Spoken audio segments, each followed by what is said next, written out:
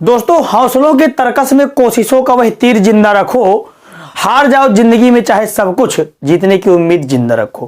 Hello दोस्तों, मैं कमल सिंह स्वागत करता हूं आपका आपके अपने यूट्यूब चैनल स्टडी विद पुनाहुर में।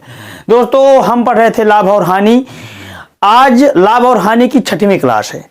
कल लाभ हानि की अंतिम यानी 7वीं क्लास होगी। लाभ हानि कल से समाप्त हो जाएगा पूरी तरह से। अगर आपने पहले की वीडियो नहीं देखे तो सबसे पहले आप मेरे चैनल में जाकर स्टडी विद पुनाहुर में 6 वीडियो देखिए। अगर उन्हें आपने देख लिया तब आपको आगे का समझ में आएगा, क्योंकि बेसिक जो है पहली दूसरी क्लास में बेसिक हुआ करता है, इसके बाद कठिनाई की ओर सवाल जाते हैं। इस टॉपिक में थोड़ा सा बड़े लेवल के सवाल है सरल, लेकिन अगर आपने पहला वीडियो देख लिया, दूसरा वीडियो देख लिया, लगातार पहले के देख लिए तो आपको पूरी तरह समझ में आएगा। शुरू करते हैं पहला सवाल। पहला सवाल कहता है, एक व्यापारी 10% लाभ पर चावल बेचता है।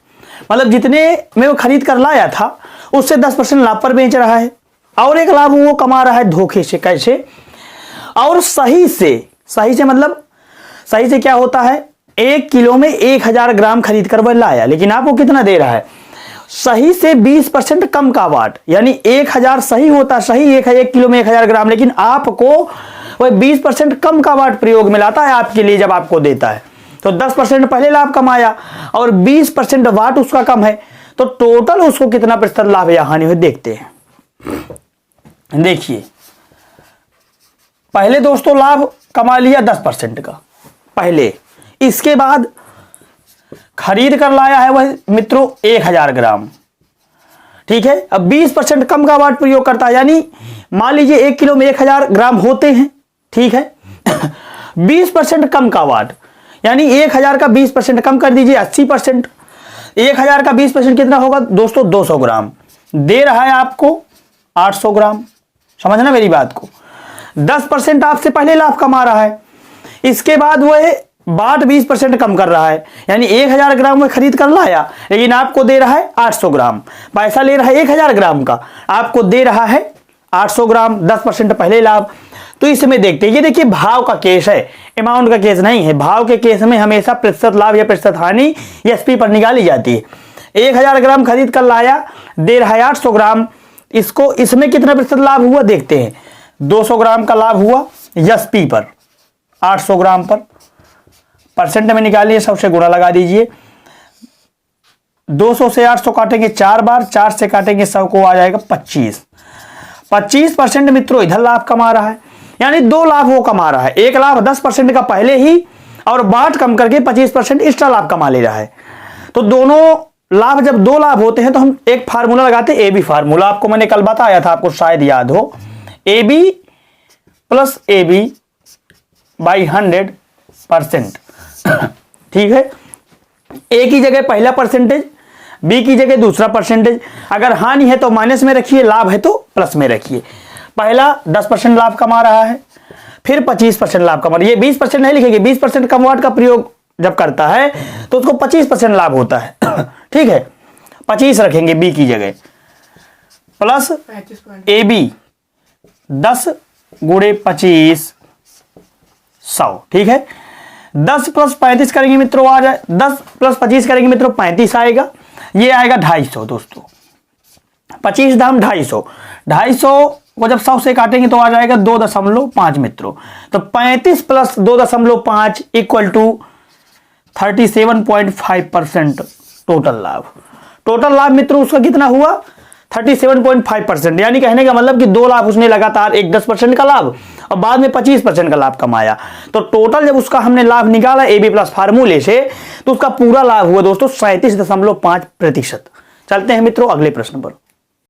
मित्रों देखते हैं क्वेश्चन नंबर 2 क्या कहता है। एक व्यापारी 15% लाभ पर एक टेबल को बेचता है, ठीक है। टेबल को 15% लाभ पर बेचता है तो 460 रुपए में बेचता है।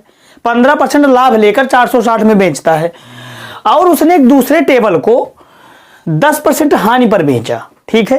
पहले पर 15% लाभ लेकर 460 रुपए में बेचता है, और दूसरा टेबल 10% हानि पर बेचता है, और उसे इस पूरे सौदे में यानी पूरे लेन देन में ना तो एक भी लाभ हुआ और ना तो एक भी हानि हुई। तो दूसरे टेबल का क्रय मूल्य क्या है, यानी दूसरे टेबल का मूल्य क्या है? दूसरा टेबल कितने का था? पहले टेबल पर 15% लाभ के साथ 460 का बेचा और दूसरे को 10% हानि पर बेचा, और इस पूरे सौदे में ना तो लाभ हुआ ना तो हानि। पहले हम पहले टेबल का क्रय मूल्य निकालते हैं सर्वप्रथम, ठीक है। देखिए 460 रुपए में बेचता है 15% लाभ के साथ, समझना मेरी बात को।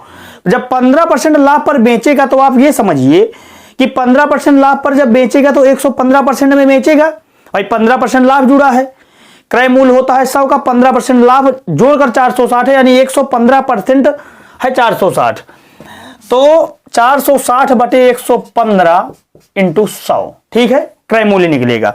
115% की वैल्यू यानी 15% लाभ के साथ बेच रहा है ना 460 रुपए में, ठीक है।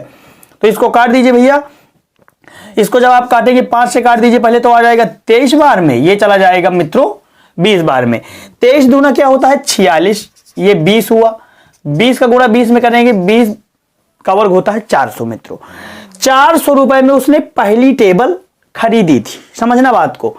पहली टेबल उसने कितने में खरीदी 400 रुपए की दोस्तों, ठीक है। बेचा कितने में 460 रुपए में।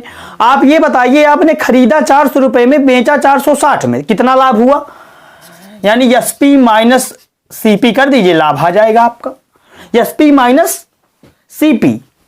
खरीदा बेचा आपने 460 का, खरीदा कितने का 400 का, तो लाभ आपको कितने का हुआ 60 रुपए का। अब बात समझिए, जब एक व्यापारी 15% लाभ पर 460 रुपए में बेचता है तो उसको लाभ होता है मित्रों 60 रुपए का, और उसने एक दूसरा टेबल 10% हानि पर बेचा, ना तो उसको पूरे लेन देन में लाभ हुआ ना हानि। कहने का मतलब जो ये 460 रुपए लाभ हुआ ना इसको इस टेबल में, उस दूसरे टेबल में 60 रुपए की हानि हो गई।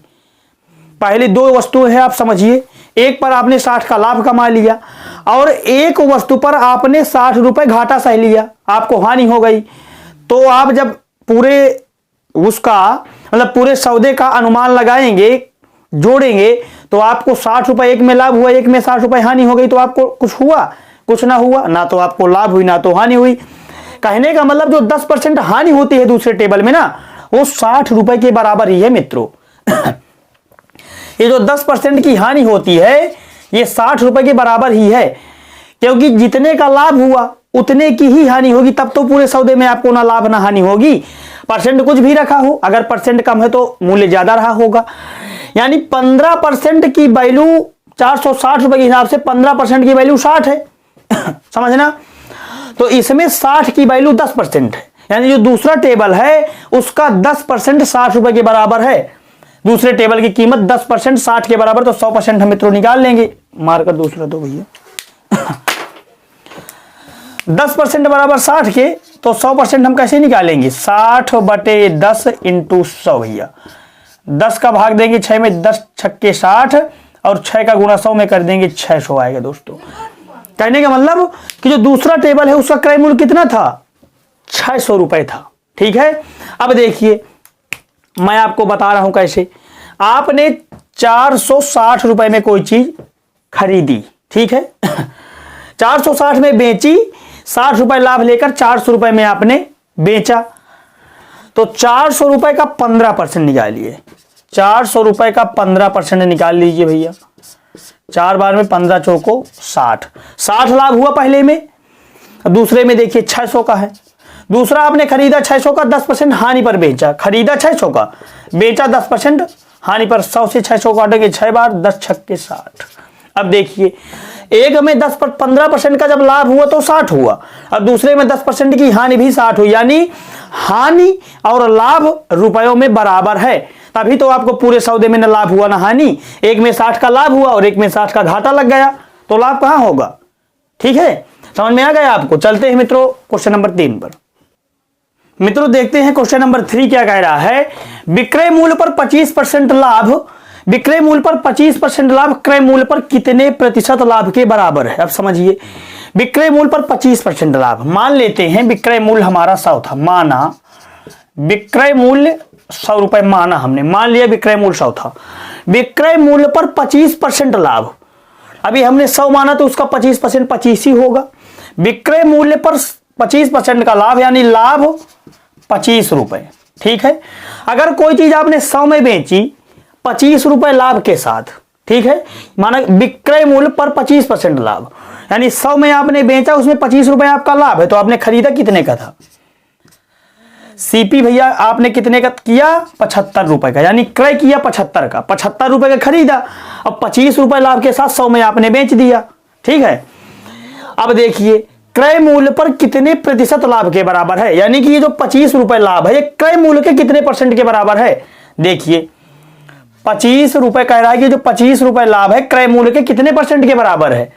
तो देखिए 25 क्रय मूल्य का कह रहा है, क्रय मूल्य पर, तो बटे रखेंगे क्रय मूल्य 75 × 100, 25 से काट दीजिए, 25 दिए 75, 25 चौको 100 ये आ जाएगा 25 चौको 100 बटे 3, 3 से काटेंगे 100 को तो 33 सही 1/3% मित्रों आ जाएगा। ये 25 जो है 75 रुपए, यानी जो लाभ है ये विक्रय मूल्य पर 25% का लाभ क्रय मूल्य पर 33 सही 1/3% लाभ के बराबर है मित्रों। चलते हैं क्वेश्चन नंबर 4 पर। मित्रों क्वेश्चन नंबर 4 क्या कह रहा है, उसी तरह का है जो आपने पहले पढ़ा, लेकिन उसमें थोड़ा सा अंतर है। उसमें कह रहा था विक्रय मूल्य पर 25% लाभ क्रय मूल्य पर कितने % के बराबर है। इसमें देखिए, इसमें कह रहा है कि क्रय मूल्य पर 25% का लाभ, उसमें विक्रय मूल्य पर 25% का लाभ था।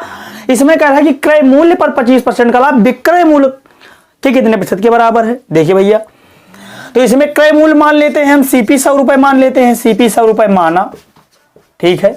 अब क्रय मूल्य पर 25% लाभ ले लीजिए, आपने क्रय किया, यानी क्रय मूल्य 100 रुपए है, आपको लाभ 25% लाभ लेकर बेचना है उसको, तो लाभ 100 रुपए का लाभ कितना होगा? 25%, 25, 100 रुपए का 25%, 25, इसीलिए 100 माना जाता है आमतौर पर, क्योंकि % निकालने की बहुत आसानी होती है। 100 रुपए का 25%, 25, क्रय मूल्य पर 25% का लाभ। अब देखिए क्रय मूल्य 100 है, 25% लाभ, तो आप बेचेंगे कितने का भैया? 125 रुपए का। ठीक है, अब ये कह रहा है कि विक्रय मूल्य पर कितने % के बराबर, जो ये क्रय मूल्य का 25% लाभ है ना, ये विक्रय मूल्य के कितने % के बराबर है?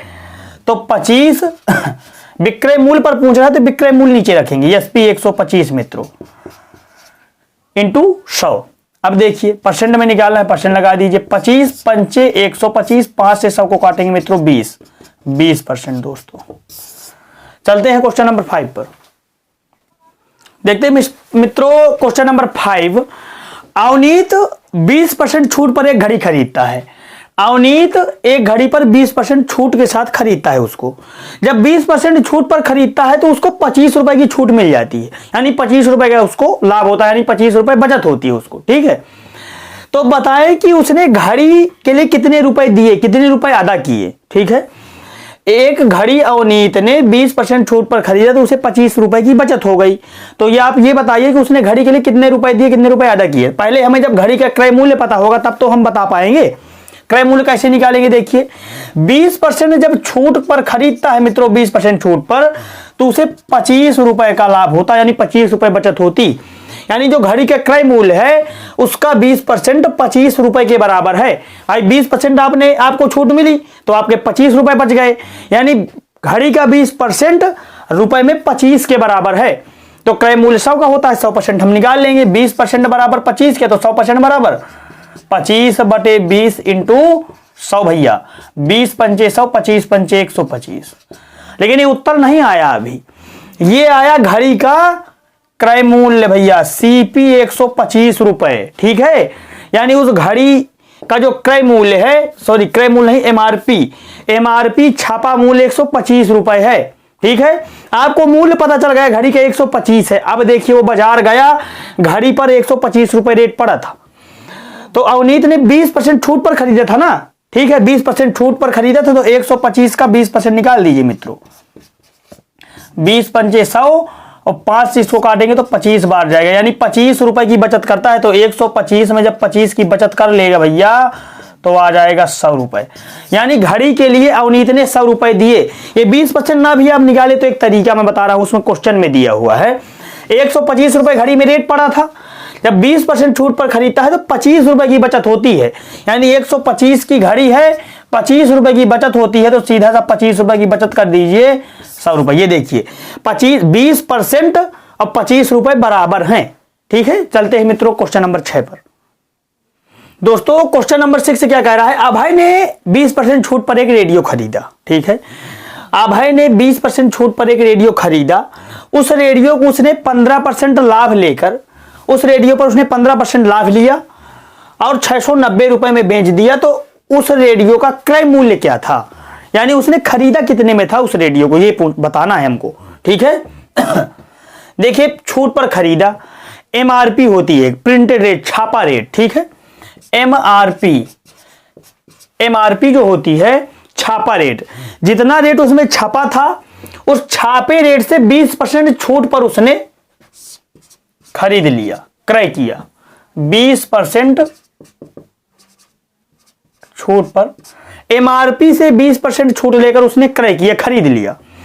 अब खरीदे हुए रेट में जितने में उसने खरीदा उसका 15% उसमें लाभ ले लिया, जितने का खरीदा उससे 15% लाभ ले लिया, बेच दिया। अब बेचा कितने का भैया, 690 रुपए, यानी एसपी 690 रुपए है। अब ठीक समझिए, हमें पीछे की तरफ जाना है, हम निकाल लेंगे। 15% का मतलब क्या होता है, 15% देखिए होल वैल्यू निकाली, होल वैल्यू कैसे निकालते हैं, 15% परसेंट हटाने के 100 का भाग 3/20, लाभ है तो प्लस कर देंगे 3, 23/20। 15% की होल वैल्यू 23/20 होती है मित्रों, 23/20। ठीक है, अब 20% की होल वैल्यू क्या होती है, 1/5, और छूट है तो 1 माइनस कर देंगे 4/5। होल वैल्यू आपने निकाल ली। अब मैंने बताया था कि यस से सी की तरफ जाने पर, यानी पीछे की तरफ जाने पर, पहले सी आता है बाद में यस, सी से यस की तरफ जाना हो तो सीधा गुणा, और यस से सी की तरफ आना हो तो उल्टा गुणा। 690 को इधर ले आइए भैया और उल्टा गुणा करते चले आइए। ये जो इधर आएगा तो 23/20 है तो इसको 20/23 कर दीजिए गुणे। ठीक है, गुणा लगा दीजिए। अब देखिए 20% छूट थी ना, तो 4/5 को 5/4 कर दीजिए भैया। ठीक है, 23 से इसको काटेंगे 30 बार में कट जाएगा। ठीक है, इस 4 से 20 को काटेंगे 5 बार में चला जाएगा। तो 30 का गुणा 5 में 30 पंचे 150, 150 का गुणा जब 5 में करेंगे तो 15×5 = 750 रुपए, यानी एमआरपी उसका था दोस्तों 750 रुपया। ठीक है, अब आप सब निकाल सकते हैं। उसमें रेट पड़ा था 750 रुपए। ठीक है, अब उसने 20% छूट पर खरीदा, 750 रुपए रेट पड़ा था और 20% छूट पर उसने खरीदा। अब समझिए 750, जैसे कोई चीज आप बाजार गए, 750 रुपए रेट पड़ा है, उसमें दुकानदार कह रहा है कि 750 पड़ा है लेकिन मैं आपको 20% इसमें छूट दूंगा। ठीक है, 750 रुपए रेट पड़ा है, 20% वो आपको छूट दे रहा है, तो आपकी कितने की छूट हुई आपको इतना पता होना चाहिए ना। ये सौदेबाजी आपको थोड़ा बहुत तो पता होना चाहिए। 750 रेट पड़ा है, दुकानदार आपको 20% की छूट दे रहा है, तो कितने की छूट हो जाएगी, सीधा आप निकालेंगे 750 का 20%, 1 0 इससे 1 0 इससे, 75 का गुणा 2 बार करेंगे 150, यानी 750 रुपए की वस्तु पर आपको 150 रुपए की छूट मिली। एमआरपी थी 750, 150 आप छूट लेकर उसको 600 रुपए की ले आए, लेकिन आपने कितने के खरीदा, सीपी 600 रुपया। ठीक है, रेट पड़ा था 750 रुपए, 20% छूट पर आपने खरीद लिया उसको 600 रुपए में। अब 600 रुपए की वस्तु पर आपने 15% का लाभ ले लिया, 600 की वस्तु पर आपने 15% का लाभ ले लिया। 2 0 से 2 0, 15 छक्का 90, यानी 600 रुपए में आपने 90 रुपए लाभ ले लिया। जब आप 600 में 90 लाभ ले लेंगे तभी तो आप 690 रुपए की बेच पाएंगे भैया, वही तो सवाल कह रहा है। ठीक है, उत्तर आया हमारा 750। हमें एमआरपी क्रय मूल्य निकालना था, क्रय मूल्य 600 रुपया। अगर छापा मूल्य पूछा होता कि उसमें छापा मूल्य कितना था, तो 750 रुपए। क्रय मूल्य यानी अभय ने कितने का खरीदा, अभय ने खरीदा 600 रुपए का, अभय ने बेचा कितने का, 15% लाभ पर 690 रुपए का।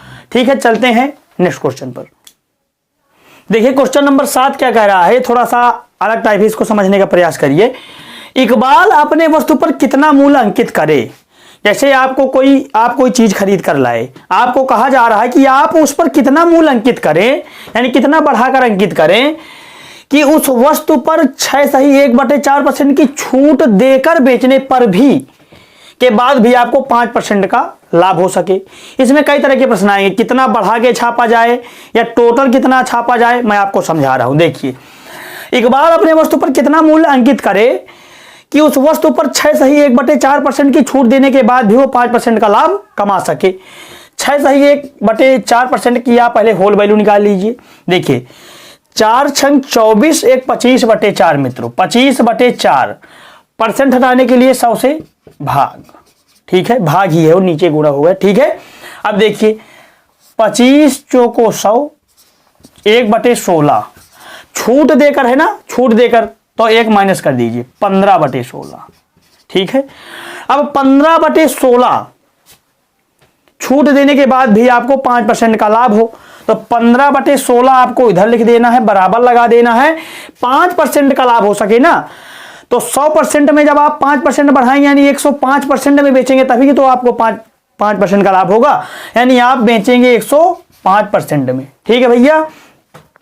15 सत्ते 105, 16 ये गुणे में चला जाएगा तो 16 सत्ते 112%।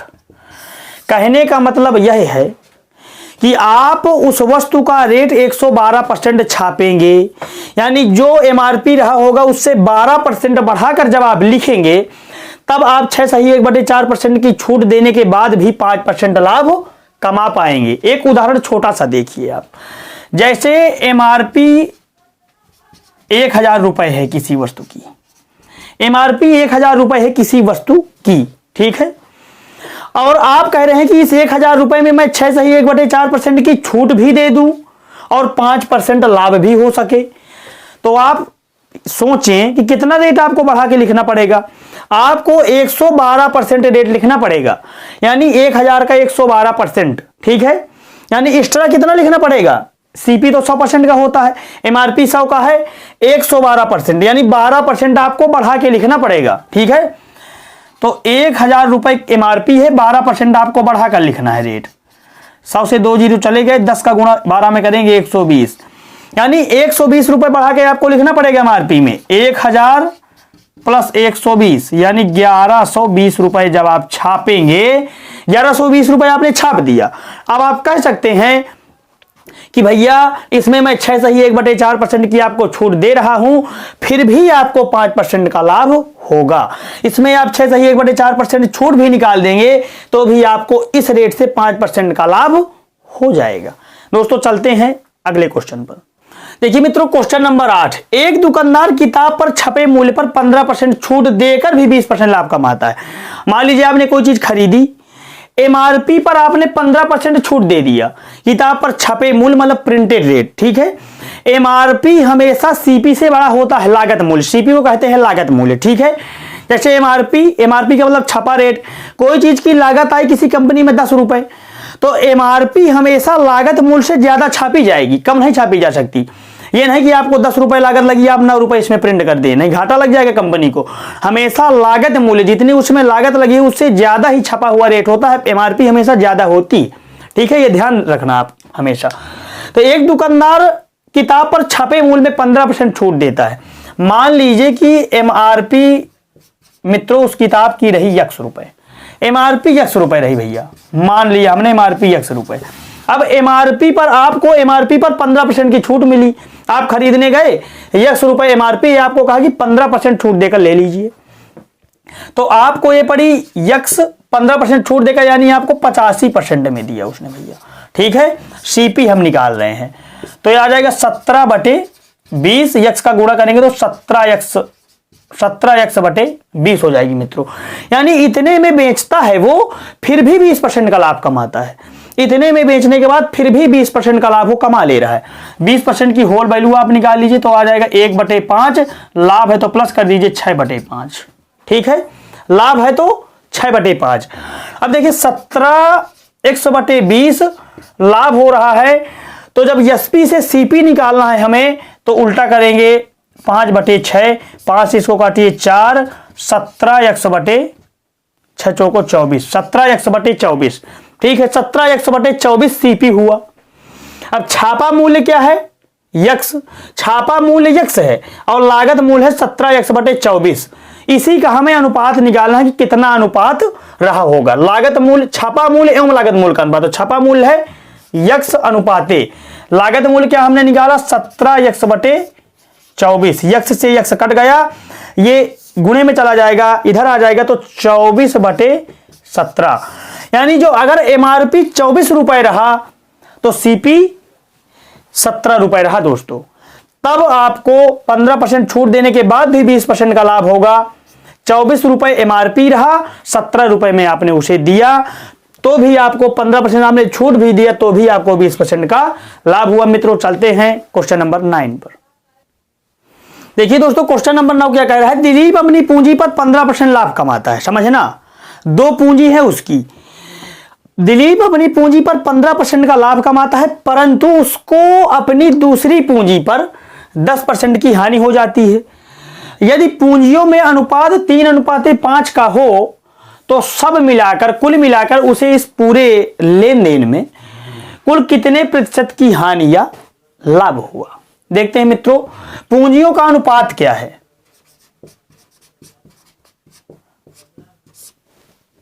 पूंजियों का अनुपात है मित्रों 3:5।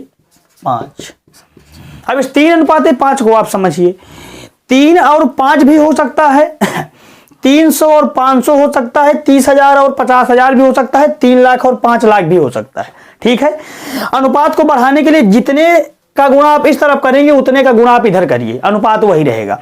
अगर आप 10 का गुणा इस तरफ करते हैं और 10 का गुणा उस तरफ करते हैं तो एक ही बात है, 30:5, 30:50। जब आप इसको काटेंगे 10 से तो 3:5 आ जाएगा। कहने का मतलब कि जो 3:5 है ये पूंजियों की सबसे छोटी, यानी काट कर 3:5। कहने का मतलब कि अगर एक पूंजी 3 है तो दूसरी 5 होगी। 30,000 50,000 भी मान सकते हैं, तो हम इनको 3-5 नहीं मानते, क्योंकि 3-5 आगे निकालेंगे तो थोड़ा दशमलव में आएगा। 3 का 15%, फिर दूसरी पूंजी का यानी 5 का 10% तो बहुत छोटा हो जाएगा। हम इसको सरलता के लिए 300 और 500 मान लेते हैं, दोनों पक्षों में 100 से गुणा कर देते हैं। इससे कोई मतलब नहीं होता, गलत नहीं होगा आपका। इसको 300 मान लेते हैं, इसको 500। जब आप 100 से भाग देंगे तो 3-5 ही आ जाएगा। अब समझिए इसमें आपको सरलता होगी। दिलीप अपनी पूंजी पर 15% का लाभ कमाता है। पहली पूंजी पर उसने 15% लाभ कमाया, यानी 300 वाली जो पूंजी है उसमें 15% भैया लाभ कमा लिया। 100 से 300 काटेंगे 3 बार 45, यानी दूसरी पहली पूंजी पर उसने 45 का लाभ कमाया, यानी पहली जो पूंजी थी वो 345 रुपए बन गई उसकी। ठीक है, पहली पूंजी फर्स्ट हो गई 345। और जो दूसरी पूंजी है, प्रश्न का है परंतु उसको दूसरी पूंजी पर 10% की हानि हो गई। जो 500 वाली पूंजी थी उसमें उसको 10% की हानि हो गई। 500 वाली पूंजी में उसको 10% की हानि हो गई। 100 से 500 को काटेंगे 5 बार में, 5 का गुणा 10 में करेंगे मित्रों 50। पहली जो दूसरी पूंजी उसमें 50 का घाटा लग गया उसको, 500 रुपए था, 50 का घाटा लग गया तो दूसरी पूंजी बची उसकी 450 रुपए। अब बताइए क्या कह रहा है, तो सब मिलाकर उसको कितना प्रतिशत लाभ या हानि हुआ। अब समझिए आप, उसकी दोनों पूंजी कितनी थी, 300 और 500। ठीक है, दोनों पूंजी 300 और 500 थी। 300 500 यानी टोटल पूंजी 800 रही उसकी। पूंजी पूरी 800 है और उसने कमाया कितना, यानी लगाया 800 रुपए पूंजियों में और कमाया कितना, एक में 15% का लाभ, एक में हानि। इनको जोड़ लीजिए, 345 प्लस 450, 5 5 4 9 4 3 7, 795 रुपए। लगाया उसने 800 रुपए और कमा कितना रहा है, 795 रुपए। आप बताइए, किसी चीज में आपने लगाया 800 रुपए, कमा लिया 795 रुपए पूरी पूंजी में, तो 5 रुपए का घाटा ना आपको लग गया। 5 रुपए का घाटा लगा, यानी प्रतिशत हानि होगी आपको। 800 रुपए लगाया, 750 ही निकल पाए, 795 ही निकल पाए, तो 5 का घाटा लगा। घाटा किस में लगा, ये अमाउंट का केस है मित्रों, रुपए का केस है। रुपए की चर्चा हुई 300 500 की, तो सीपी में, सीपी मतलब लगाया, क्रय किया, यानी लगाया 800 रुपए, 795 में बेचा, यानी आपने टोटल कितना इकट्ठा किया बेच करके, 795। 5 का घाटा लगा किसमें, 800 पे। प्रतिशत में निकालने के लिए 100% से गुणा लगाएंगे। 100 से इसको 800 काटेंगे, 8 बार में आएगा 5/8% की हानि मित्रों। अगर इसे दशमलव में निकालना चाहते हैं आप, तो दशमलव में निकालने के लिए 8 का भाग देंगे 5 में, 8 भागे 5 भाग नहीं जाएगा, जीरो लगा, दशमलव लगा के जीरो बढ़ाएंगे। अब इसमें एक जीरो बढ़ा लेंगे, ठीक है, दशमलव लगा लेंगे। दशमलव लगाएंगे तो इसको 8 का भाग देंगे 50 में, 8 छके 48, 2 बचेगा, जीरो दशमलव लगा है ऑलरेडी, जीरो बढ़ाते चलेंगे। 2 का भाग देंगे, 8 का भाग देंगे 20 में, 2 बार जाएगा 16, ये 4 बचेगा, 8 पंचे 40, यानी 0.625% की हानि हुई मित्रों, जो ऑप्शन में मिले आपको। 8/5% की हानि भी मिल सकती है और 0.625 की हानि भी मिल सकती है। निकाला आपने कैसे? इस तरह निकाला, एक में आपने 15% लाभ दे दिया, एक में 10% की हानि। टोटल पूंजी पहले कितनी थी? 800, और उसने कमा के एक में लाभ एक में हानि कमा के कुल कितना इकट्ठा कर पाया? 795। 5 का घाटा लग गया, घाटा किसमें लगा? 800 पे हमने निकाल लिया। देखते हैं दोस्तों आज का अंतिम प्रश्न और 10वां प्रश्न। देखते हैं मित्रों आज का अंतिम प्रश्न, क्वेश्चन नंबर 10 क्या कहता है? एक दुकानदार 5.50 यानी 5 रुपए 50 पैसे, 5.5 रुपए प्रति किलो के भाव से बेच कर, यानी आलू बेच रहा है वो, ठीक है। एक दुकानदार 5.5 रुपए प्रति किलो के भाव से आलू जब बेचता है तो उसको 10% का लाभ होता है। वह कह रहा है कि यदि मैं उन आलूओं को जो 5.5 रुपए प्रति किलो के भाव से बेच रहा था उसको 8 रुपए प्रति किलो के भाव से बेचूं तो मुझे लाभ कितना होगा? जब 5.5 रुपए पर किलो बेच रहा था तो उसको 10% का लाभ हो रहा था। तो पहले ये हमें पता लगाना है कि वो खरीदा कितने का, खरीद कर कितने का लाया था। 5.5 में बेच रहा है तो 10% का उसको लाभ हो रहा है, तो उसने खरीदा कितने का, यानी क्रय कितने का किया, फिर हम निकाल लेंगे। अब देखिए उसने क्रय कितने का किया, सीपी कितने का किया, बेच तो रहा है 5.5 रुपए में, क्रय कितने का किया। अब देखिए 10% की होल वैल्यू होती 1/10, किलो लाभ के साथ बेच रहा है तो प्लस कर देंगे 1, तो 11/10, ठीक है मित्रों। बेच रहा है 11/10 के लाभ से, एसपी से सीपी निकालना है, हमें उल्टा गुणा करना पड़ेगा। आप समझिए, हमें सीपी निकालना है ना, तो 5.5 यानी कि 5.5 रुपए में बेच रहा है इतने % लाभ के साथ, तो हमें बेच रहा है इतने % लाभ है 5.5 में तो हमें यह पता लगाना है कि खरीदा कितने का था। एसपी ये है, सीपी निकालना है तो हमें उलट के गुणा 10/11, तो हमें यह पता लग जाएगा कि उसने कितने में आलू खरीदा था, ठीक है। अब देखिए दशमलव लगा है तो दशमलव हटाने के लिए अगर ऊपर दशमलव है तो नीचे हम 0 बढ़ाते हैं, 2 अंकों के बाद दशमलव है तो 2 0 नीचे बढ़ जाएंगे, यानी 100 से गुणा करेंगे, भाग करेंगे। 11 से 55 को काटिए, 11 5 55, 1 0 लगा दीजिए। 100 से 50 से 100 को काटिए 2 बार में, 2 से 10 को काटिए 5 बार में, यानी भैया 5 रुपए पर केजी उसने आलू खरीदा था। 5 रुपए पर केजी उसने आलू खरीदा। अगर आप 5 रुपए पर किलो आलू खरीद करके 5.5 में बेचते हैं तो आपको 10% का लाभ होगा, यानी 5 रुपए का 10% 50 पैसे होगा। अब समझिए आपने खरीदा कितने में? सीपी भैया किया 5 रुपए पर केजी। अब आप बेच रहे हैं, सेलिंग प्राइस है आपका 8 रुपए पर केजी। अब आपको प्रतिशत लाभ निकालना है, ठीक है। आपको लाभ कितने का हुआ भैया? 5 में खरीद कर 8 में बेचेंगे तो 3 रुपए का लाभ हो जाएगा। अब देखिए ये अमाउंट का केस है, रुपए की चर्चा है, सीपी से हम प्रतिशत लाभ या हानि सीपी बटे में रखेंगे। लाभ हुआ, प्रतिशत लाभ निकालने के लिए क्या करेंगे? लाभ बटे क्रय मूल्य। क्रय मूल्य क्या है भैया? 5 रुपए। परसेंट में निकालने के लिए 100% से गुणा लगाएंगे। 5 से 100 को काटेंगे आएगा भैया 20, और 20 का गुणा 3 से करेंगे 60%। यानी जो चीज आपने 5 रुपए में खरीदी अगर 8 रुपए किलो बेचते हैं तो आपको भैया 60% का लाभ हो जाएगा। दोस्तों आज का ये अंतिम प्रश्न है, क्वेश्चन नंबर 10, और हमारी क्लास है 6। लाभ हानि में टोटल 7 क्लास बनेगी। कल एक क्लास और आपको मिलेगी, उसमें भी लगभग 7 या 8 प्रश्न होंगे। लाभ हानि हमारी 7 क्लास में पूरी समाप्त हो जाएगी।